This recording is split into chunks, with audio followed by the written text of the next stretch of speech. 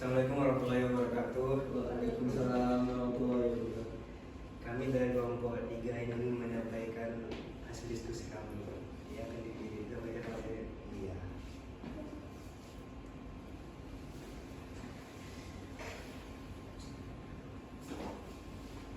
Yang pertama ada fungsi biaya, penerimaan, dan keuntungan biaya. Fungsi biaya yang dikeluarkan oleh sebuah perusahaan dalam operasi bisnisnya terdiri dari biaya tetap dan biaya variabel. Sifat biaya tetap adalah tidak bergantung pada jumlah barang yang dihasilkan. Biaya tetap merupakan sebuah konstanta, sedangkan biaya variabel tergantung pada jumlah barang yang dihasilkan. Semakin banyak jumlah barang yang dihasilkan, semakin besar pula biaya variabelnya. Secara matematik, biaya variabel merupakan fungsi dari jumlah barang yang dihasilkan. Fc sama dengan K, Vc sama dengan F kali X kali Q sama dengan Vq. C sama dengan G dikali Q sama dengan Fc tambah Vc sama dengan K tambah Fq. Keterangan Fc sama dengan biaya variabel, Vc sama dengan Vc sama dengan biaya tetap, Vc sama dengan biaya variabel, Tc sama dengan biaya total, K sama dengan konstanta, V sama dengan lereng kurva Vc dan kurva C.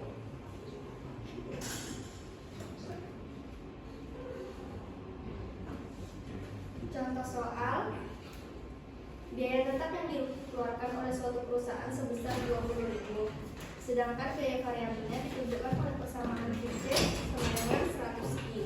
Tunjukkan persamaan dan kurva biaya totalnya.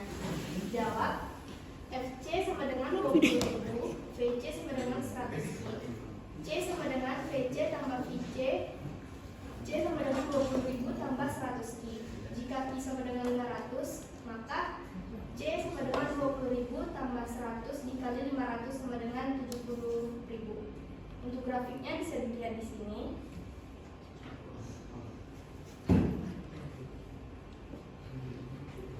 Selanjutnya ada penerimaan.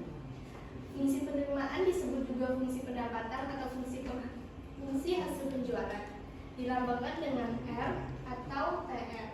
Rumusnya R sama dengan P kali X. Keterangan P sama dengan harga jual per unit, Q sama dengan jumlah produk yang dijual. Contoh soal, misalnya suatu produk dijual dengan harga 5.000 per unit barang. Bagaimanakah fungsi penerimaannya? Gambarkan fungsi penerimaan tersebut. Jawab, R sama dengan P kali Q. R sama dengan 5.000 Q. Jika Q sama dengan 100, maka R sama dengan 5.000 dikali 100 sama dengan 500.000. Selanjutnya ada fungsi keuntungan. Produsen dianggap akan selalu memilih tingkat output di mana ia bisa mendapat keuntungan total maksimum. Apabila produsen mencapai posisi ini, maka dianggap telah mencapai posisi equilibrium karena tidak ada kecenderungan untuk mengubah output dan harga outputnya. Apabila produsen mengurangi atau menambah volume output, keuntungan akan menurun. Mengapa demikian? Keuntungan dilambangkan oleh P, revenue dilambangkan oleh R, dan cost dilambangkan oleh C.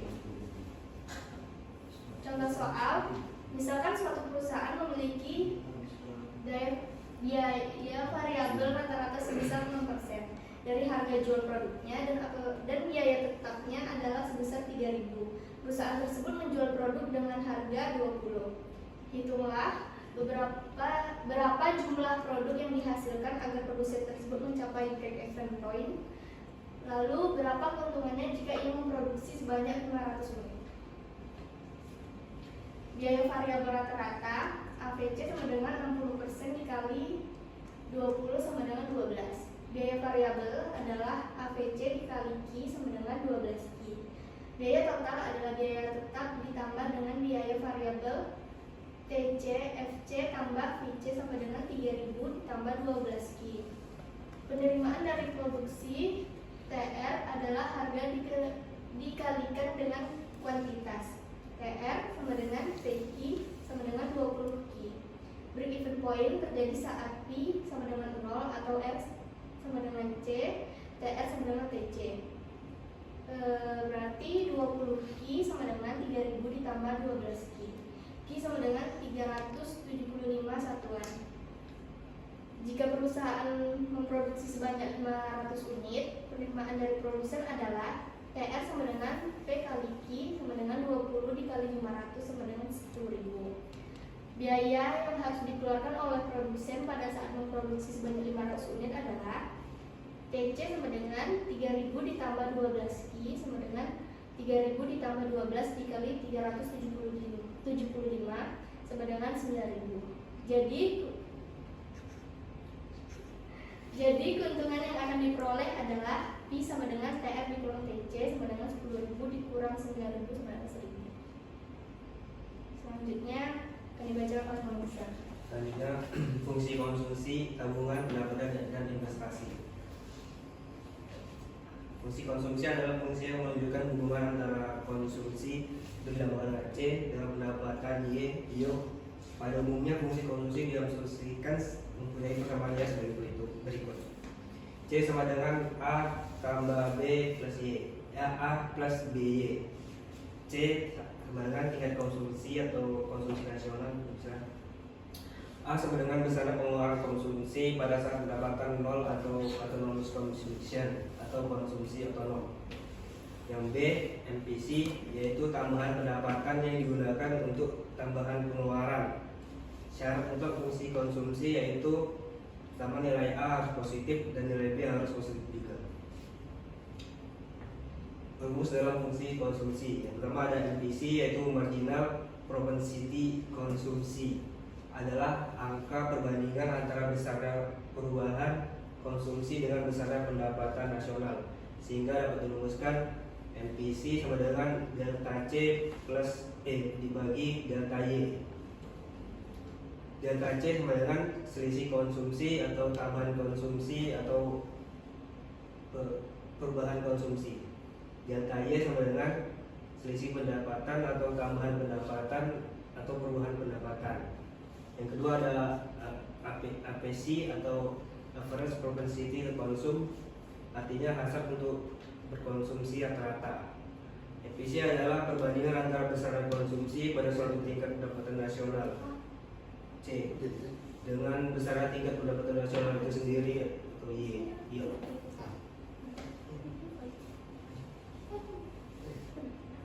Yang ketiga ada konsumsi otonom atau autonomous consumption atau dilambangkan dengan A, adalah pengeluaran ketika tidak ada pendapatan, atau rumusnya bisa A sama dengan APC dikurang MPC kali Y. Yang keempat ada break even income atau BEI, adalah besaran pendapatan sama dengan besaran pengeluaran untuk konsumsi. Rumusnya Y sama dengan C atau S sama dengan 0. Selanjutnya ada fungsi tabungan. Fungsi tabungan yaitu fungsi yang menunjukkan hubungan antara tabungan S dengan pendapatan Y dengan menggunakan rumus fungsi konsumsi.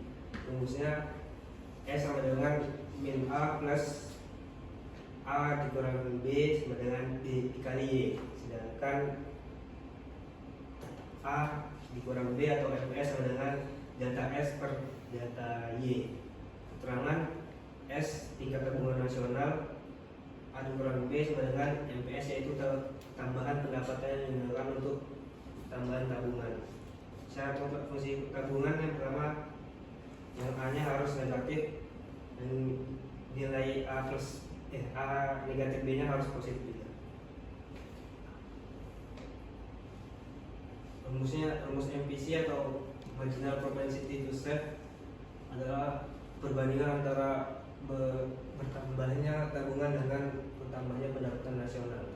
Rumusnya MPS sama dengan delta S per delta Y, atau MPS sama dengan 1 dikurang MPC, di mana jika MPC plus MPC sama dengan 1. Delta S sama dengan selisih hubungan atau tambahan tabungan atau perubahan tabungan. Delta Y selisih pendapatan atau tambahan pendapatan ada APS, Average Propensity to Saving, artinya alasan untuk menabung rata-rata. APS adalah perbandingan antara besaran tabungan pada suatu tingkat pendapatan nasional dengan besaran tingkat pendapatan nasional itu sendiri. Contoh soal diketahui ketika pendapatan suatu negara adalah 1 juta, jumlah konsumsi sebesar 500.000, kemudian pendapatan negara tersebut meningkat menjadi 3 juta dan diiringi kenaikan jumlah konsumsi menjadi 2 juta. Tentukan fungsi konsumsi dan fungsi tabungannya. Yang pertama ada fungsi konsumsi C, bentuk umumnya adalah C A plus B.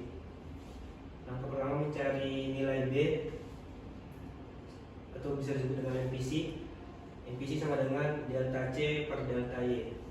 MPC sama dengan 1.200.000 per 2 juta sama dengan 0,6. Langkah kedua mencari nilai A saat Y-nya sama dengan 0.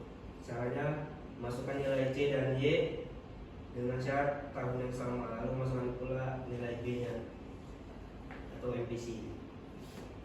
C sama dengan A plus BY, 800.000 sama dengan A plus 0,6 dikali 1 juta, A-nya sama dengan 200.000. Jadi fungsi konsumsinya adalah C sama dengan 200.000 plus 0,6 Y. Selanjutnya kita cari fungsi tabungan. Yang B, fungsi tabungan bentuk umumnya S sama dengan negatif A plus A dikurang B kali Y. S sama dengan negatif 200.000 plus 1 dikurang 0,6 Y. Jadi fungsi tabungannya adalah S ingin 200.000 plus 0,4 Y. Perlu diingat jika C sudah berbentuk maka fungsi S adalah kebalikan dari fungsi C.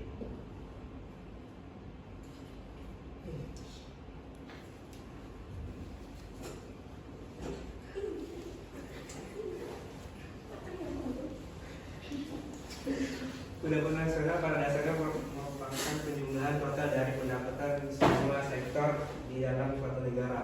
Sedangkan pendapatan disposable ialah pendapatan nasional yang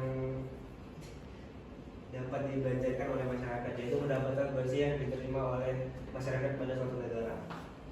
Pada kondisi tidak terdapat pajak maupun transfer, maka Y, D sama dengan Y. Dalam hal terdapat pajak maka Y dikecil sama dengan Y plus T. Dalam hal ini terdapat transfer maka Y dikecil sama dengan Y plus TR. Pada kondisi terdapat pajak dan transfer maka Y dikecil sama dengan Y dikurang T plus TR. Contohnya fungsi konsumsi masyarakat suatu negara ditunjukkan C sama dengan 40 plus 0,7 Y. Jika pemerintah menerima pendapatan pajak sebesar 15 miliar dan memberikan transfer berupa subsidi sebesar 5 miliar, maka berapakah konsumsi nasional seandainya pendapatan nasional pada tahun tersebut sebesar 200 miliar? Berapa pula tabungan nasionalnya? Jawab Y dikecil sama dengan 200 dikurang 15 plus Y. Y dikecil sama dengan tambah 5. Y sama dengan 190. Besaran konsumsi nasional pendapatan sekitar 200 miliar. C sama dengan 40 ditambah 0,75 sama dengan 40 ditambah 0,75 dikali 190 sama dengan 182,5. Besaran konsumsi pada pendapatan nasional negara tersebut sebesar 200 miliar ialah sebesar 182,5 miliar. S sama dengan Y kecil dikurang C sama dengan 190 dikurang 182,5 sama dengan 7,5.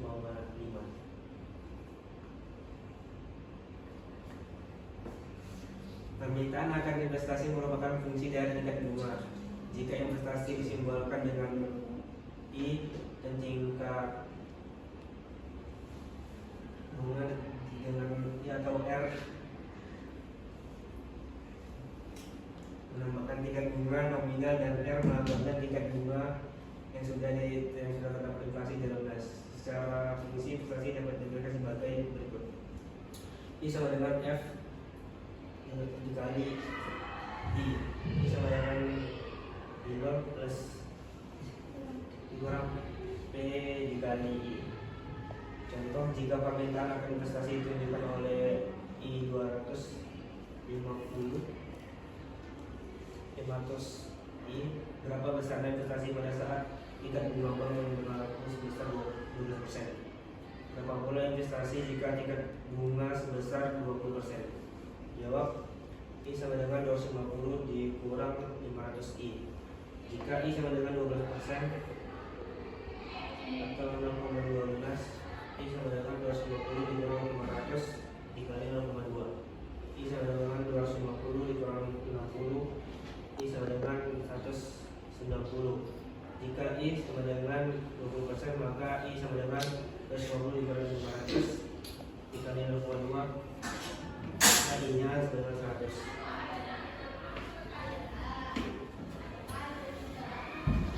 Selanjutnya adalah analisis ISLM.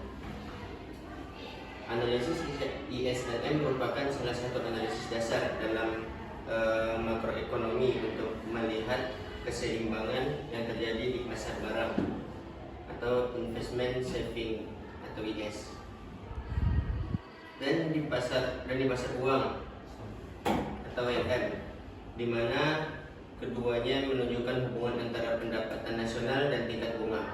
Pada model ekonomi sederhana dari dua sektor, persamaan kurva IS dapat dibentuk dengan menyamakan persamaan investasi terhadap persamaan tabungan. Contoh soal: apabila diketahui fungsi konsumsi suatu negara ialah C sama dengan 500 ditambah 0,80 Y, serta fungsi investasi ialah I sama dengan 2000 dikurang 5000 I. Kemudian jumlah uang beredar atau penawaran uang sebesar 9000, dan fungsi permintaan uang oleh masyarakat sebesar L sama dengan 10.000 plus 0,4 Y dikurang 20.000 I. Boleh persamaan IS LM serta keseimbangannya. Jawabannya adalah persamaan IS C sama dengan 500 ditambah 0,80 Y, maka S sama dengan min 500 ditambah 0,20 Y. I sama dengan 2000 dikurang 5000 I. I sama dengan S, 2000 dikurang 5000 I sama dengan min 500 ditambah 0,20 Y. 2500 dikurang 5000 I sama dengan 0,20 Y. Y sama dengan 12.500 dikurangi 25.000 I. Persamaan M-nya adalah L sama dengan M, yaitu 10.000 ditambah 0,4 Y dikurangi 20.000 I sama dengan 9.000. 0,4 Y sama dengan minus 1000 ditambah 2000 I, Y sama dengan min 2500 ditambah 50.000 I. Keseimbangan ISLM nya adalah IS sama dengan LM, yaitu 12.500 dikurangi 25.000 I sama dengan minus 2.500 ditambah 50.000 I. 15.000 ditambah 15.000 sama dengan 75.000 I. I sama dengan 0,20.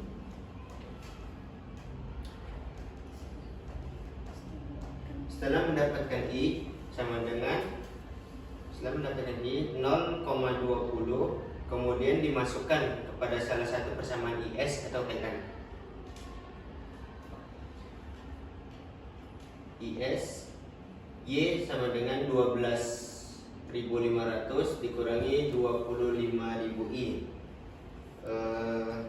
Y sama dengan 12.500 dikurangi 25.000 dikali 0,20. Y sama dengan 7.500 LM, yaitu Y sama dengan minus 2.500 ditambah 50.000 I. Y sama dengan minus 2.500 ditambah 50.000 dikali 0,20. Di sini ada grafiknya. Kesimpulannya adalah bahwa dalam operasi bisnis biaya total perusahaan terdiri dari biaya tetap dan biaya variabel. Biaya tetap bersifat konstanta dan tidak tergantung pada jumlah barang yang dihasilkan. Sementara biaya variabel bergantung pada jumlah barang yang dihasilkan. Dalam fungsi konsumsi, hubungan antara konsumsi atau C dan pendapatan atau Y dijelaskan melalui persamaan linier. Analisis ISLM merupakan alat dasar dalam makroekonomi untuk memahami keseimbangan antara pasar barang dan pasar uang dengan mempertimbangkan tabungan antara pendapatan nasional dan tingkat bunga. Terima kasih, sekian presentasi dari kelompok kami. Assalamualaikum warahmatullahi wabarakatuh. Waalaikumsalam warahmatullahi wabarakatuh.